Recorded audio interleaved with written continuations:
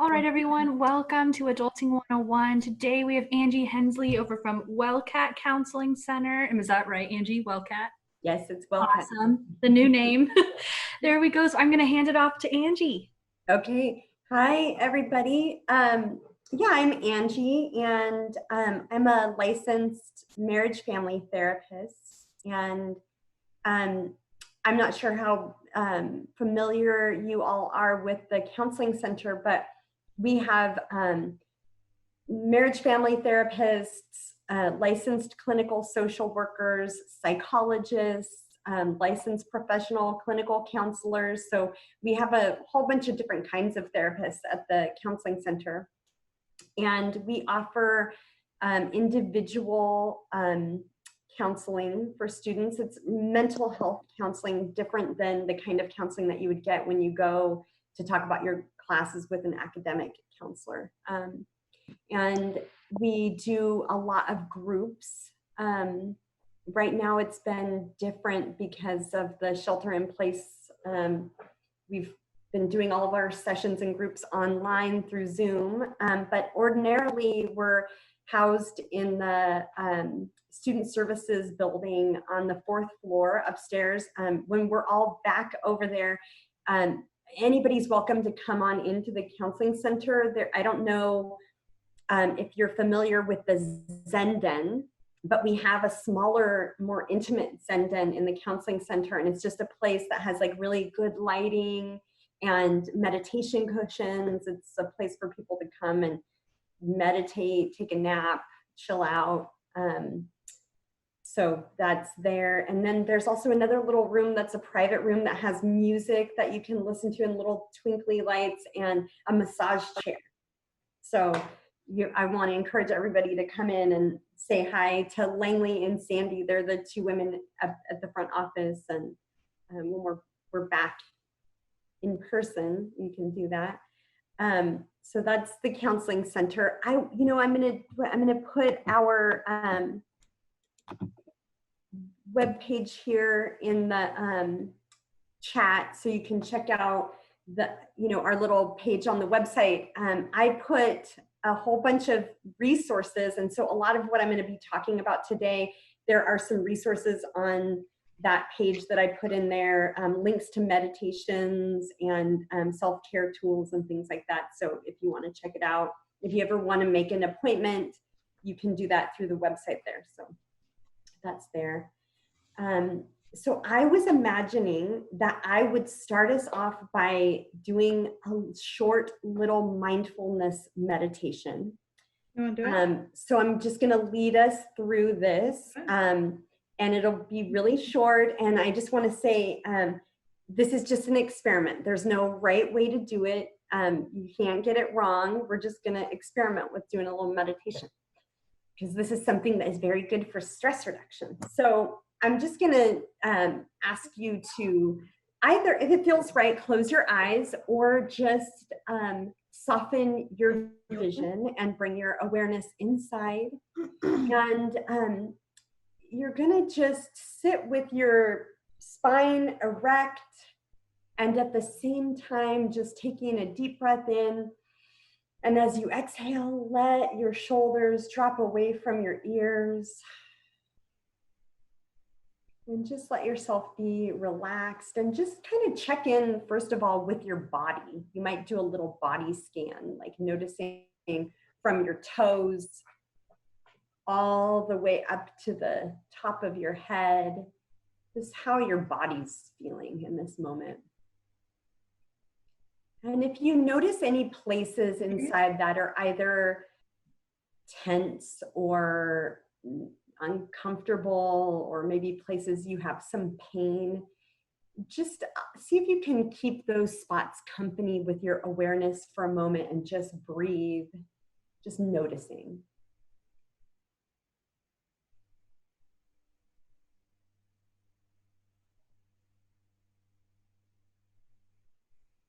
And feeling the support that's underneath you in the chair that you're sitting on. See if you can really relax into that support a little bit more. Just kind of like imagining that your muscles are melting and you're just letting go and letting yourself feel held. And as you do this, dropping your awareness down into your belly and see if you can just follow the rise and fall of your belly as you breathe.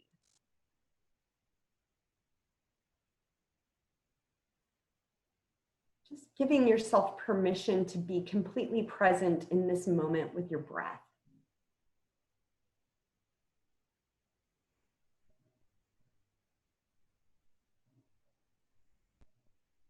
And beginning to notice on the exhale that each exhale you take helps you relax a little bit more. You're just letting go a little bit more.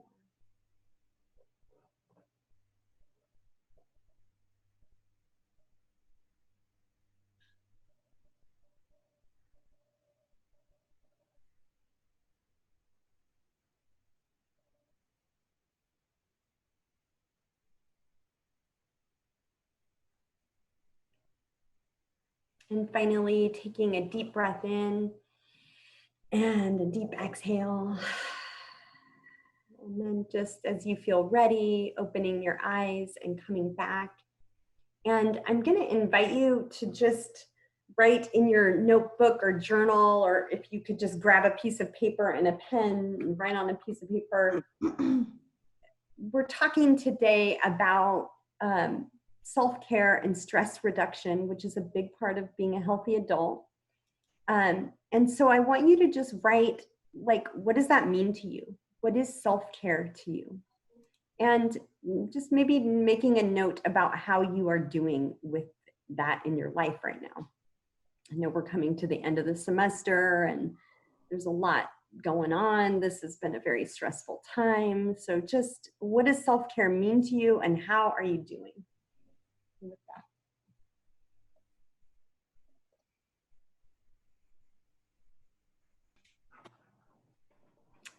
And just taking another moment just to wrap up any last thoughts about that. What is self-care? What do you think that is? And how are you doing?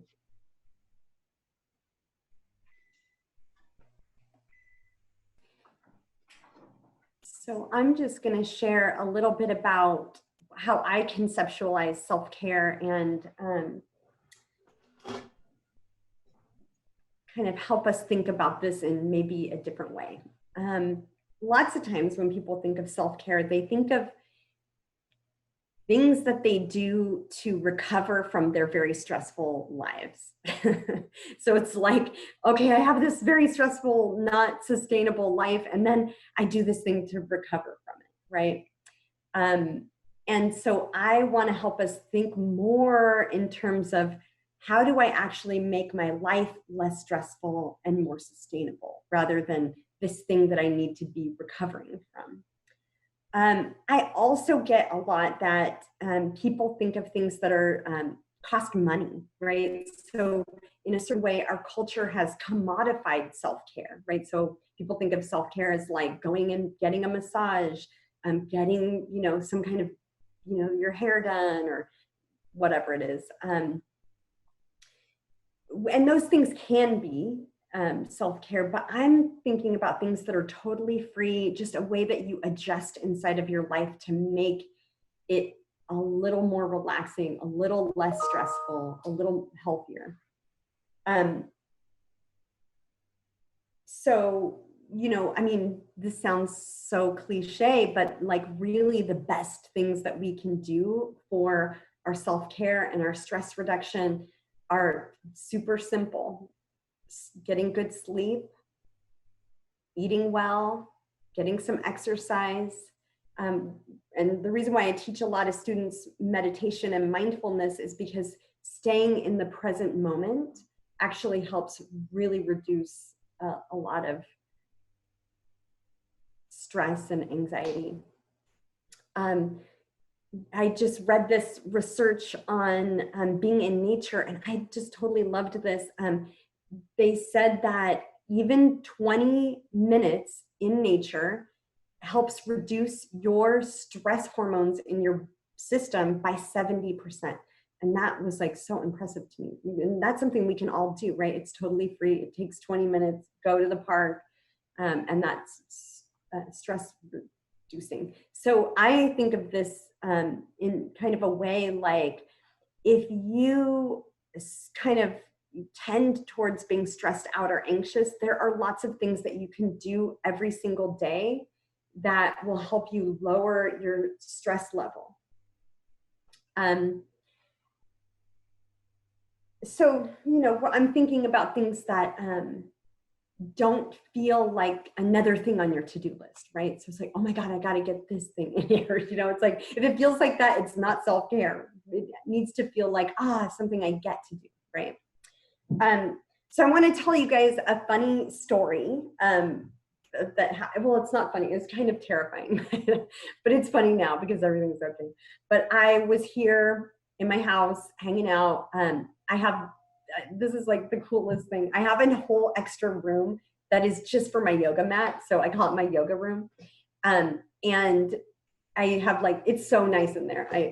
If I could move this computer around, I would show you, but it's just a little altar space with my tarot cards and a little tapestry that I have up, and I have my meditation cushion in there, my yoga mat, and it's really groovy. But I had candles lit in there, and a pillow, I guess, had fallen over on one of the candles and started a fire. So I'm fooling around here, and all of a sudden the smoke detector goes off, and so there's an alarm, and I immediately get all this adrenaline and cortisol in my body, and my heart's beating really fast, and my breathing is like, I can really feel my respiration going, my hands are sweaty, and I go in there and there's this fire, right? The pillow's on fire. So I grab the pillow, take it outside, throw it on the lawn, it's still on fire. I come back in here, I grab a blanket, put the fire out, I go get water, go run outside, put the pillow out. And then I was just like, whoa, that just happened. And I had so much energy available to handle that very stressful situation, which I was thankful for. But it occurred to me that, whoa, my students that have anxiety and chronic stress, these are the things that they experience, right? So all of this, what happened inside of my body was my body's gift to me, physiologically saying hey, you have a life-threatening emergency. I'm going to give you all this adrenaline so you can handle that, right? But the problem is, in that situation, that was helpful. But the problem is that, when you have all of this stress hormones in your body, but there's not a life-threatening emergency. I mean, it feels like it, right? I have to study for my final, or I have all the, stress of life. It can feel like that. But what we really want to help to do is to help our parasympathetic nervous system calm down, right? So there's a lot of little tools, and I'm going to share some things that you can do. But one of the things that I like to do is just self-talk. So if you start feeling super stressed out, you could just put a hand on your heart and just say, you know what, you're safe, you're okay. It feels like you're going to die, but you're not going to die. You're going to study, you're going to do your best on this test. You're okay, there's another little energy tool. I'll share it with you. You can do this with me if you want to, or just watch me do it. But it's called the Triple Warmer Smoothie. And this is a part of our parasympathetic nervous system. And so when we do this, it helps us really relax. Okay, so we're going to do it 3 times together. And you start right at the inside of your eyebrows, and you're just putting pressure on sweeping all the way across your eyebrows, and then rubbing your temples here. Okay, then you go right down behind your ears, down behind your neck, and then just let your hands hang on your shoulders. Taking a deep breath in, relaxing, and then you cross over, and then you're gently tapping right underneath your collarbone, right here. Just gentle little butterfly taps. And then just pausing for a moment with your hands on your heart center, taking a deep breath in, and then exhale.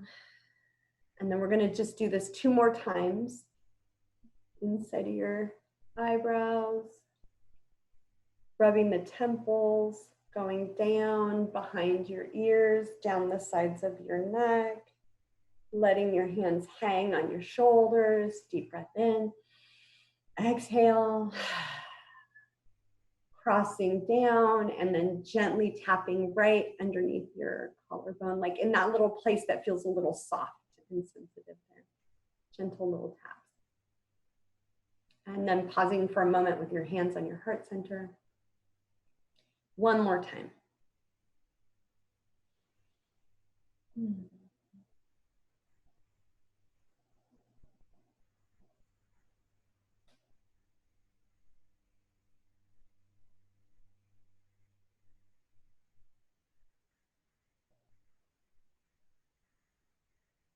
And just pausing here. And just take a moment to note if you notice any difference in your body after doing that. And so a lot of these tools, meditation, tapping, these little interventions that we can do with our bodies, they don't all work the same for everybody. Some people love to meditate. Other people are like, it doesn't help me. Some people love doing breathing exercises. Other people, it causes them more anxiety. So these are all just things to like explore and see what works for you. Okay, I wanted to read a couple little things that I think are so interesting, okay?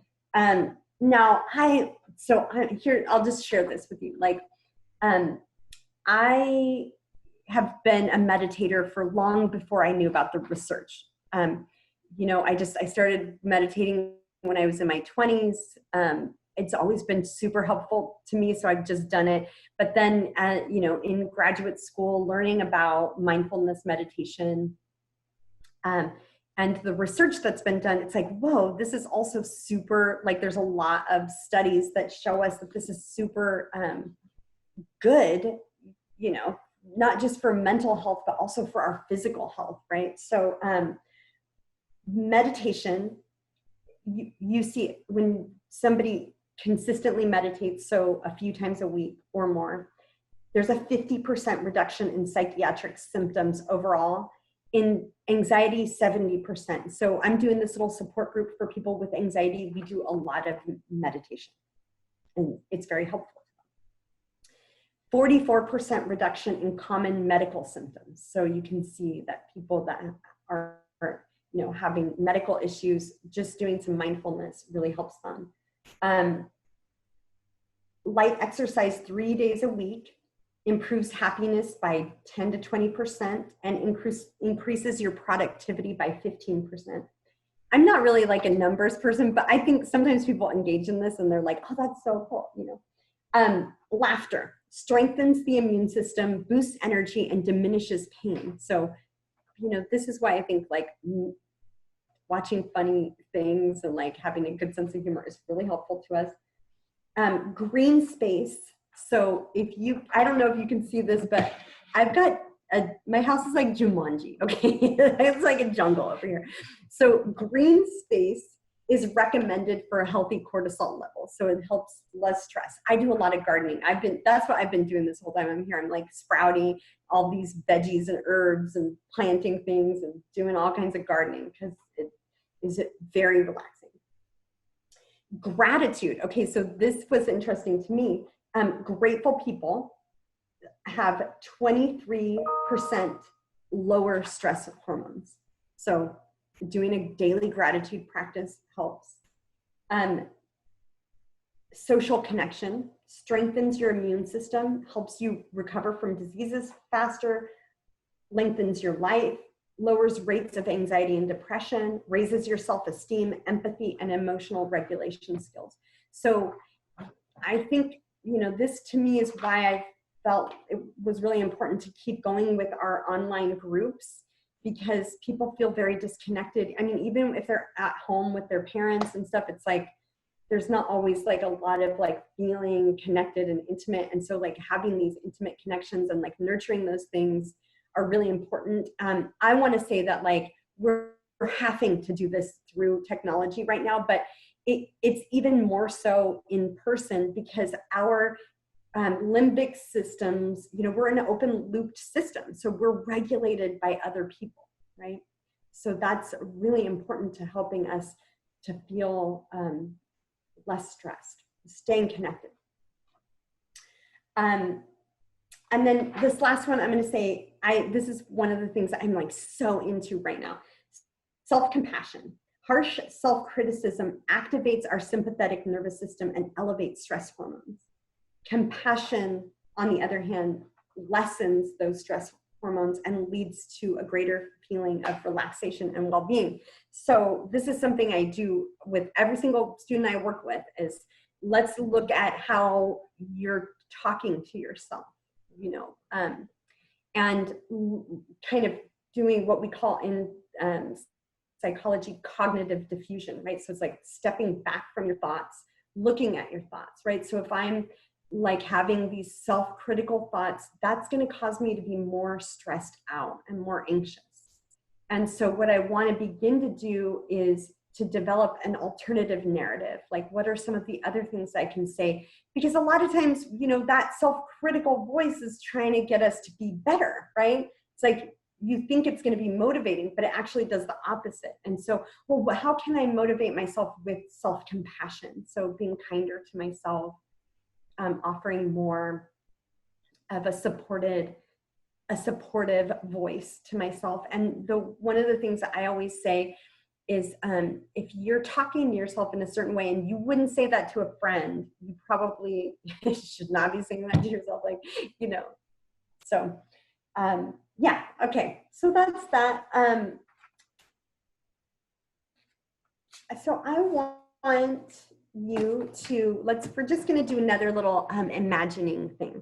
So I want you to just close your eyes for a moment and just imagine that you are in, and this could be a memory if you have a time that you remember, or if you just want to fantasize about something, just being completely chilled out and relaxed.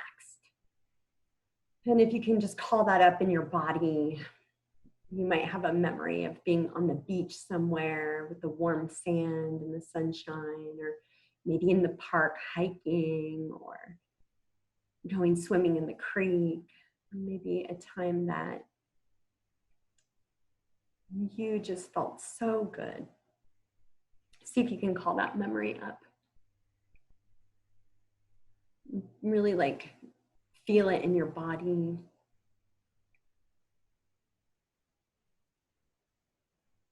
And then as soon as you kind of have it, I want you to go into your journal, and I have 3 questions for you. And so you can maybe use this kind of memory or this fantasy as a way to feel into these.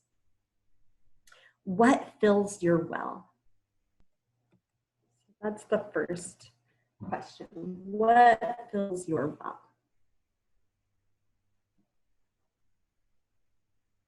The second question is, what nurtures your spirit? And the last question is, what builds your vitality? What fills your well, nurtures your spirit, builds your vitality?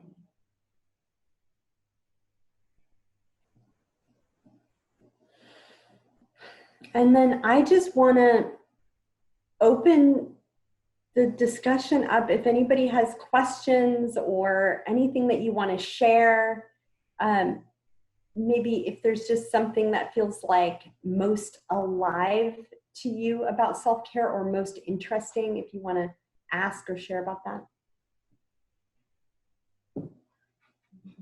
I just wanted some clarification on what you meant by fills your well. So yeah, just, if you think about it, something that's like nourishing or nurturing to you. Anything else stands out to people? I have a question.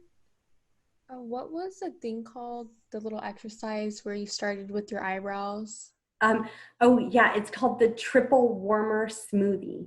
Okay, thank you. I'm gonna put it in here.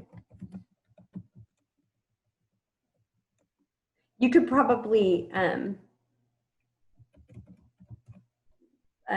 Google it and, find somebody leading it. Hi, Angie. Yeah, I just had a comment. I think thinking about self-care, I think it's something you almost have to kind of go on a small journey on until you find out like what really works well for you. And so, like you had mentioned with meditation, how you had started so long ago, but you kind of worked your way up and you kind of start to work at different levels of what meditation can do for you, or what, like for me, I found it's exercise. Like it's just, at first it was walking, then it's running, and then it's, all those other things. So I find it so interesting with self-care of like how you really have to try a variety of things to find what's going to soothe yourself and make you really feel good. Mm-hmm. Yeah. And yeah, I think sometimes I'll say this too about, this is like one of the things that I've like worked with students a lot. So I'll give you a little example of this. It's like, because you're saying like, oh, things that make you feel good. And I want to say, when I first started meditating, it did not make me feel good. I felt so antsy, like, because I'm like a real like kinesthetic person. And so I would like, oh, but I needed it. I needed to sit with that initial kind of discomfort of it to get to a deeper, and my system definitely needs time to just chill out because I'm a very, frenetic energy person. So it's that balance between like what feels good and what's good for you. I think I talk to students a lot about this because like, one of the things that I have been working with people on is a lot of anxiety and stress coming up, related to everything that's happening with this global pandemic and what all of the unknown. It causes a lot of fear for people, and with the classes going online, it's like not everybody's really good at that. So they're having a hard time. It's just stressful, this thing about not having a commencement ceremony. It is like, there's a lot coming up for people. So I say, it's counterintuitive, right? It's like, we want to get rid of those bad feelings, like organically, like you want it, that doesn't feel good. I don't want to feel it. But it's almost like Chinese finger traps, right? Like when I try to get away from something I don't like, it causes it to turn the volume up. So part of what I've been trying to help people do is, well, how do you approach it? Like, let's just notice the discomfort. Let's just notice the anxiety. Let's be with it. Instead of trying to get rid of it, let's have a new relationship to it. And then it organically softens, So it's like, the finger traps, you push your fingers in to get out, but we don't always think of things like that, right? So it's like, sometimes we're building our capacity to be with what's uncomfortable. So as a little example, let's say that I'm procrastinating on doing something, and every time I look at my task list, I'm like, oh, it causes me anxiety, so I don't look at it, but then it causes more and more anxiety, right? Like eventually I have to be with the discomfort of, oh, here's my task list, here's everything I need to do, let me just like notice how it feels, and then I'll just pick one thing. And so in the group that I'm doing right now, we have a thing each week, and I'm going to have us do this too, but it's called a tiny change. So we just pick one small thing that we're going to do that week that is a tiny little change, because that's not so overwhelming. It's not like I'm going to get my task list done. It's like, I'm just going to sit and look at my task list and notice what comes up for me one time this week. Or I'm going to just write down everything I need to do for that class, once. And I'm, and then if you want to do more, great. But it's like, you can really celebrate your win just doing your tiny adjustment, right? So yeah, another thing that I'm thinking of too, Kelsey, when you're saying that, is like, anytime we want to make a behavior change, I don't know if people know about the stages of behavior change, but we go through a particular thing that happens. And this is true, people that are in recovery, which also I can talk about a little bit. Like, people have been using a lot more alcohol and drugs lately to self-regulate, which is like a not so healthy coping skill, And so anytime you want to make a change, and I'll just use that for example. So like, let's say somebody wants to stop drinking or wants to reduce their drinking. They go through particular stages. So the first one is pre-contemplation. It's like before you know that you even have a problem or something that you want to change. So people can be engaging in all these behaviors and not even really know that it's problematic. Then it's contemplation. Okay, I'm still doing it, but I'm like thinking, well, maybe I don't want to be doing this. I want to be doing something different.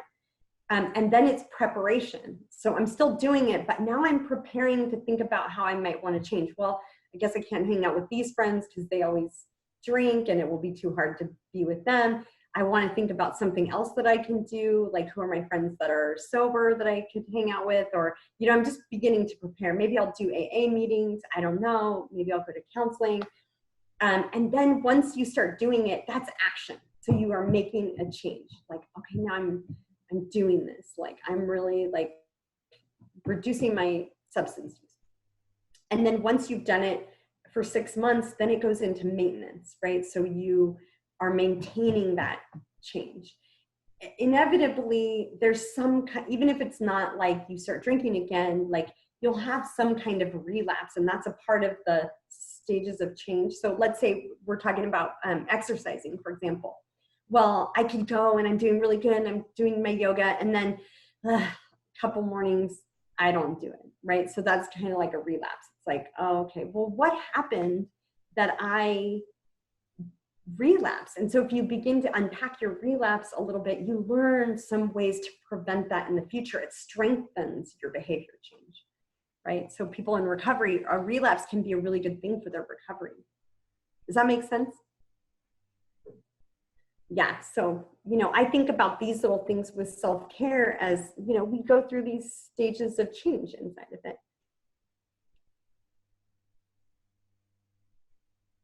Yeah, so anything else that feels interesting, or anything that feels really alive about self-care? So you had mentioned that self-care or meditation wasn't something that came easy to you. So what was it that you did for it to improve and get to the stage where you're at now? How did you start? Was there a program you followed, or? I just did it. I just kept with it. I just kept practicing. I started small. So, I would just do like 5 or 10 minutes. And then I could do longer and longer sits. Finally, I went to a meditation retreat that was like a silent meditation retreat, and which I'm such a talker. It was very difficult, but that really helped me deepen in my meditation practice. And now I just love it. I do it because it feels good now, but it didn't at first, But I'll say, I put the website up here, and there's a link on there to a couple different kinds of meditations. So I've been doing the Kristen Neff meditation. She has a lot of self-compassion meditations, and I just have been feeling like people need that right now, like to be a little more gentle with themselves. So I put those up on our webpage. So if you want to check those out, then there's mindfulness ones that are just like noticing your breath, staying in the present moment. Yeah.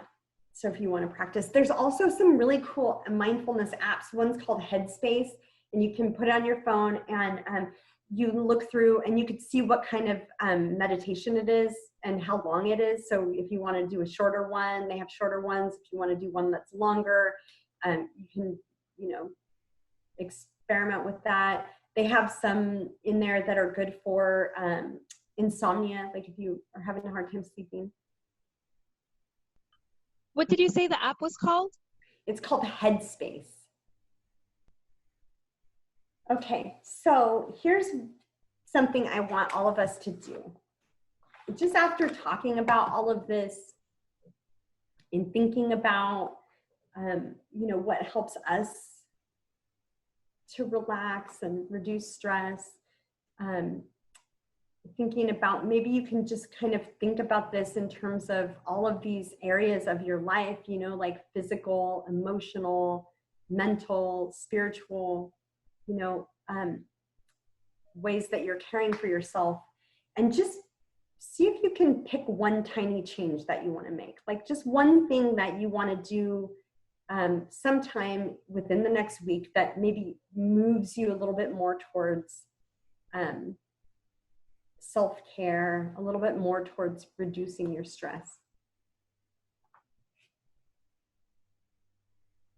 And it has to be tiny. It can't be a big thing because otherwise it gets too overwhelming. One small thing, a tiny change. And then I just would be really curious to if anybody wants to share what their tiny change is. My tiny change is to put floss in my car, like the little flossers, and just floss on my way home because I know that I never do it, but I drive every day, so. Good one. That's perfect. Put the floss in the car. Good one. That's perfect.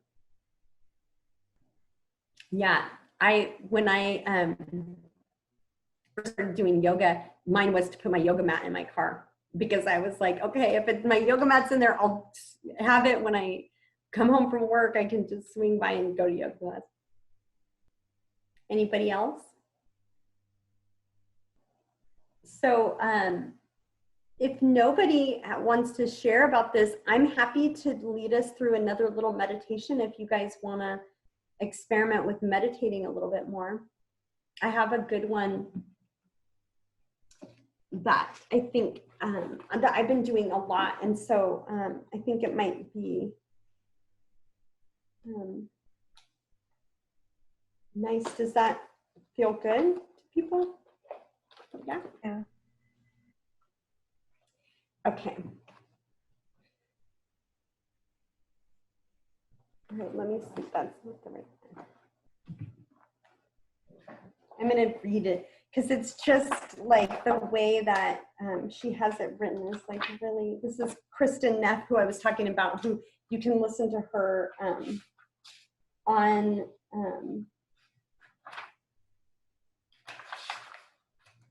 her website. She has like some really good self-compassion meditations in there.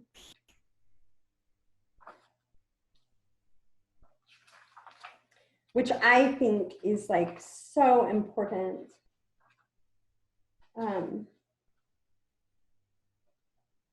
to self-care, right? Just being kind to ourselves. Okay, so I want you to just close your eyes and again, bringing your awareness back inside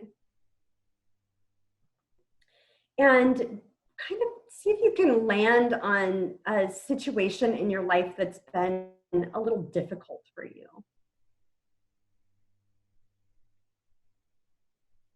Someplace you might be struggling, and just kind of call that up.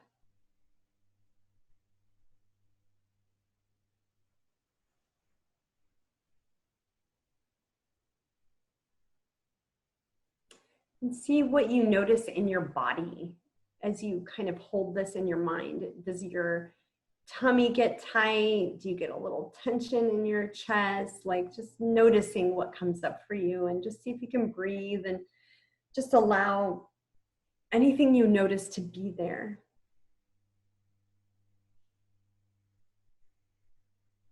And I want you to just silently to yourself say, this is a moment of suffering.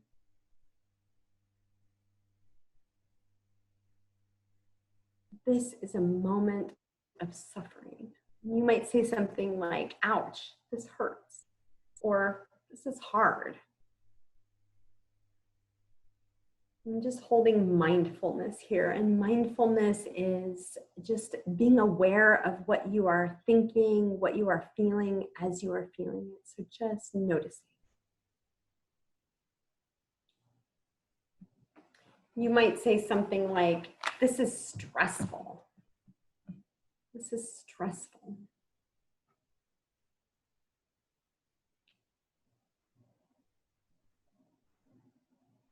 And then saying to yourself, suffering is part of living. This is really giving yourself a sense of your shared humanity, that you're not alone in this. Other people suffer in this way too. Suffering is a part of living.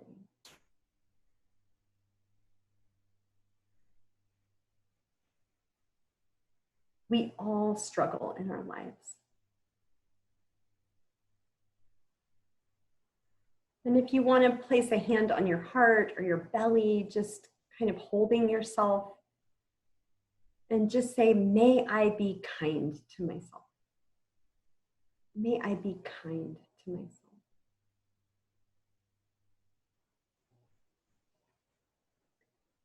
This is self-kindness. May I give myself what I need. May I accept myself as I am.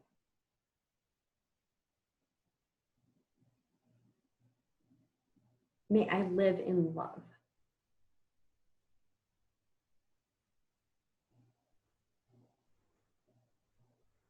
And just taking a deep breath here and an exhale.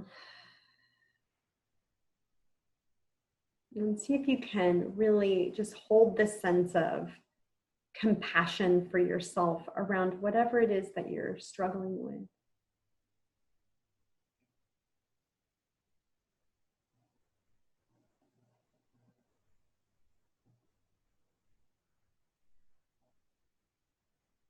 And just as you feel complete with that, opening your eyes.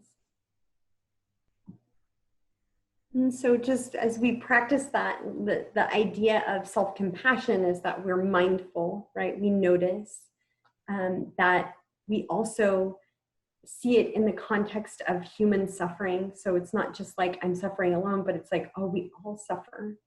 Suffering is part of being alive. And then this last piece that feels so important to me is just like self-kindness, like being gentle with yourself around it, right? So that's something y'all can practice anytime. And again, like just to remind, being harsh and critical with yourself about stuff you're struggling with increases your stress hormones, and then being self-compassionate helps you relax.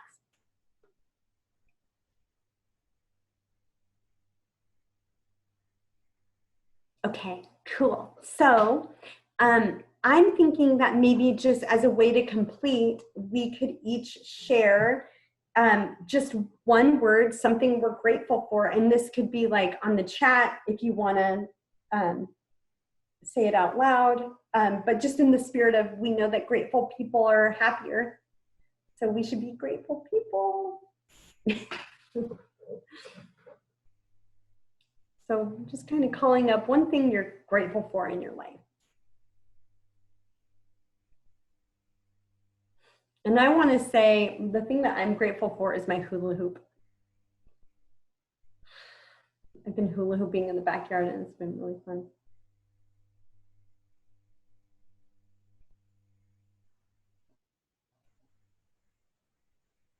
Okay, oh, my education, my health, my family, my parents, oh, my dog, oh. Oh, that's so sweet. My education, oh good. My on-campus job that went virtual, oh my God, me too. I love my job. It's fun, I get to do things like this with cool students. My education. This is so good. My family and being able to help students pursue their educational and personal goals. Yeah, these are all really good things to be grateful for.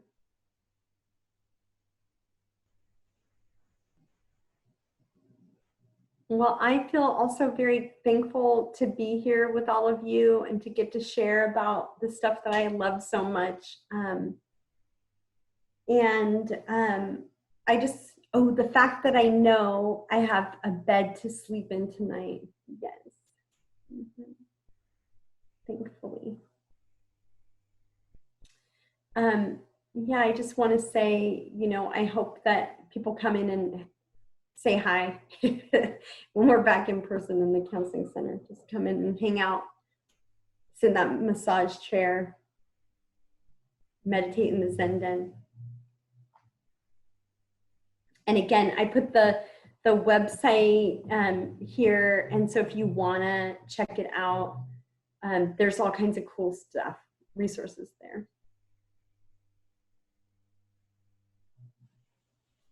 Awesome, Angie. Thank you so much for being with us today. Does anyone have any final questions or anything for Angie? Just thank you for your time. It was really awesome.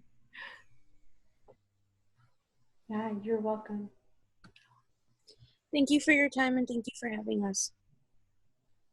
Thanks. Thank you. And Maria, there is the link to the, oh yeah, there you go. The counseling center's right there. Thanks, Abigail, for tossing that in the link. Yeah, thanks. Awesome. Awesome. Well, thank you all so much for being here. We will be sending out a survey for you all via email, so if you would please mind taking that. And then next week we have our last Adulting 101, again at 1 o'clock, and we'll be talking about content entrepreneurship. So tune in for that. Again, thank you so much for being with us today, Angie. Okay, yeah, no problem. It was really fun. Thanks, guys. Awesome. Hope you take good care of yourselves.